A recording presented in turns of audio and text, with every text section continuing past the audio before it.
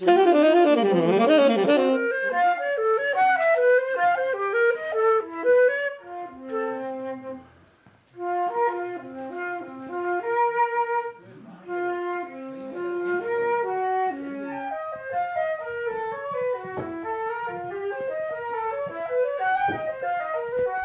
we do now is that we celebrate maybe the biggest and most influential jazz musician that ever lived, I would say, and that is Charlie Parker. So, Leute, Achtung, lass uns weitermachen. 3,75 kommt, das sind 4 Takte vor 3,79.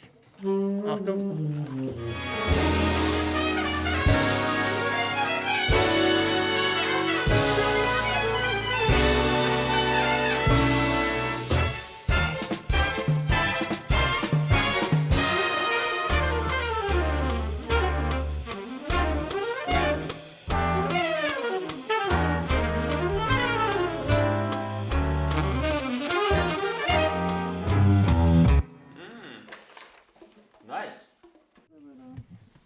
Let's listen. Okay, wir hören mal.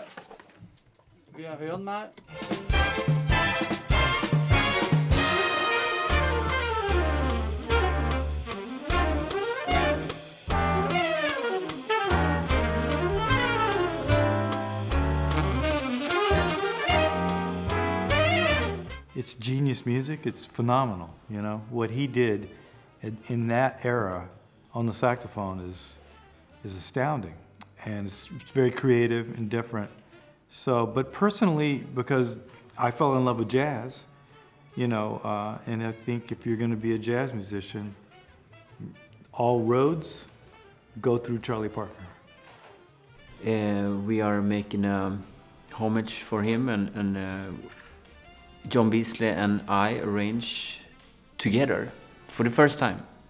I collaborate, and we collaborate like 2 arrangers that will really merge our arrangements for the SWR Big Band. He had this sort of fantasy or idea or dream to combine more, more contemporary classical music with what he was doing. He never got to do it. Und rein.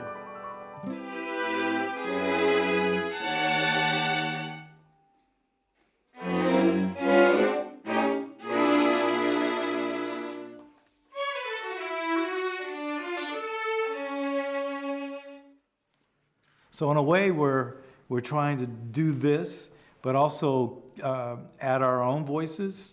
And you know, Magnus and I, we have different influences, but we come from different generations. You know, like you know, I love jazz, but I love Stevie Wonder and P-Funk and Afro-Cuban music and electronica, and sort of my influence of my generation. And same with Magnus, you know. So we try to put our own voice into reimagining Charlie Parker's imagination. Those da da da da da da. No, it should be on the beat. You just da da da da. That is like tied over, but a little shorter note. Da da 3 4 1 da da da da ba ba.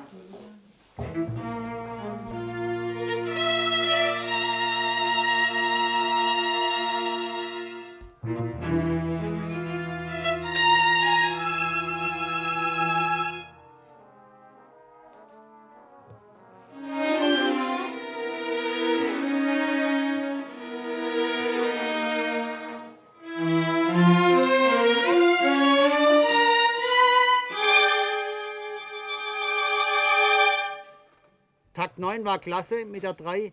Wir machen die ersten beiden Takte nochmal neu, aber sonst war es sehr schön.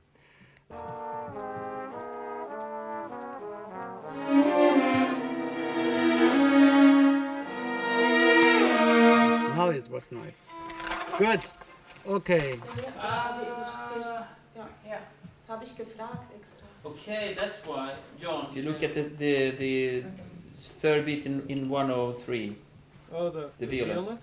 Yeah. They should stay on the same note until. And could you please, the violins and cello, please, violas and cellos, play it underneath the violins a little bit more, please, volume-wise. 101 nochmal. Achtung.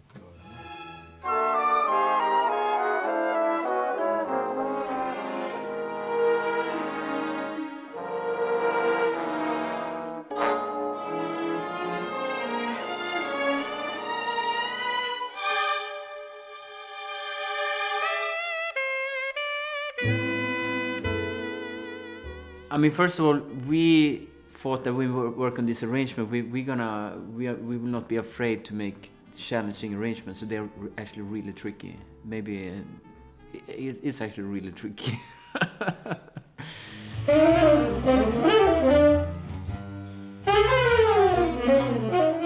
His music is challenging. I mean, today we recorded our version of Coco and Cherokee. Cherokee's a standard from the 30s that many jazz musicians played over, and Charlie Parker in this case wrote his own melody and solo over it called Coco. So we transcribed his solo, and the saxophone players had to play his solo.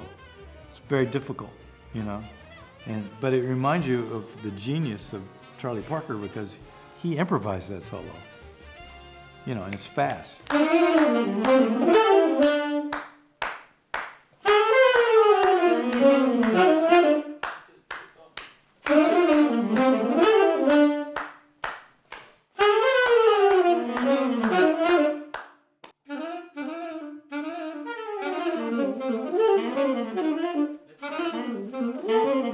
Let's do it.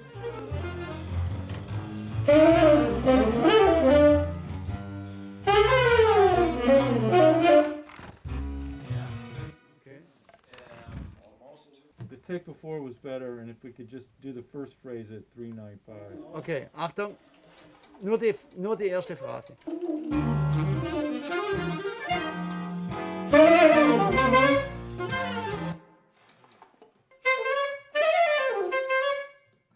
Achtung.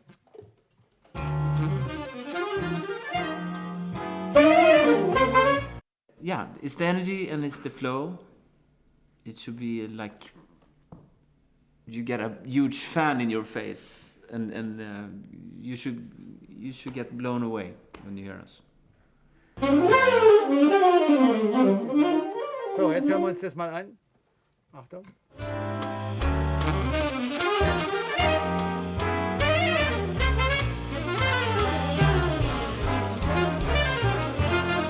Die erste Phase ist gut. Die erste Phase war sehr gut. Sollen wir die anderen nochmal probieren? Einfach mal. Okay. Nach diesen ersten beiden Takten, die sind gut und danach nehmen wir nochmal kurz auf. Okay, alles klar.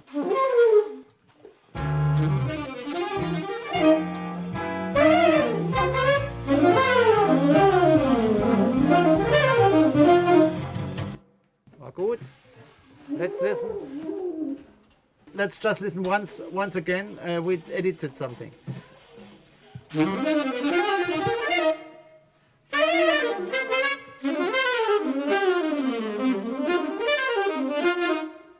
That was really nice. Yeah. Really nice. Okay, also jetzt haben wir das. The first biggest idol in jazz was really for me Charlie Parker. And I remember I was in the library, I borrowed a book about his life in New York City in the 50s, in the late 50s, and I got so hooked. The whole spirit of Charlie Parker, romantic, but of course it was not an easy life, of course. And parallel, I had the recordings of Charlie Parker and the most important, most of his solos. And I was practicing his solos. There were transcriptions of the solos. So he's like in the backbone of my music preferences is Charlie Parker. Yeah, because he changed the musical language. It's called bebop. And all the people that I loved since then also, listened and studied Charlie Parker. So it's part of our lexicon. It's part of our language, bebop. Yeah. Yeah, it totally changed my life. When we have been working with this project, we say we have one foot in the past and foot in the future. So, but obviously it's something that has not been done because we make new arrangements and it's a totally different versions of the tunes, and we have been very free when we have been arranging this. So it's up to the listener to judge, of course, but we feel that we have found inputs with Charlie Parker's music that we hope that Charlie Parker himself would appreciate.